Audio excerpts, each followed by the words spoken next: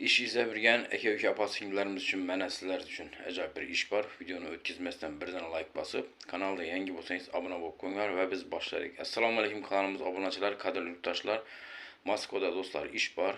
Videoni o'tkazmasdan oxirigacha ko'ringlar, to'liq ma'lumot olasizlar. Tak, konditskiy fabrikada ish bor do'stlar. Metro aviamotornayada opa-singillarimiz uchun smenasi 4400 rubldan. Хотя бы bir polgod, ya'ni 6 oy yoki 1 yillik staj bo'lishi shart. Polniy paket dokument bo'lishi kerak, moskovskiy dokument. Ish vaqti ertalabki 9 dan kechki 9 gacha dokument bo'lishi shart. Anna degan ish beruvchi ayol kishi. Telefon raqamini yozib qoldiramiz. Konditerskiy ish deb. Keyin unga qo'shimcha yana bitta ish bor do'stlar. Ayol kishi yoki erkak kishi bo'lsa ham Yevropskiy kuxnyada ish bor. Bu yerda pulini do'stlar o'zlaringiz kelishasizlar. Yaxshi pul aytdi menimcha. Telefon raqamini yozib qoldiramiz. Metro Yugo-Zapad do'stlar. Kimga qiziq bo'lsa, aloqa chiqasizlar.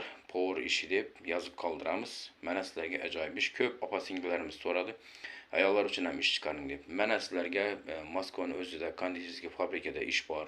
Metro aviamotornayada opa-singillarimiz uchun keyin qo'shimcha yana bitta ishimiz bor. Power ishi. Erkak kishi, ayol kishi farqi yo'q, lekin ruschani bilish kerak.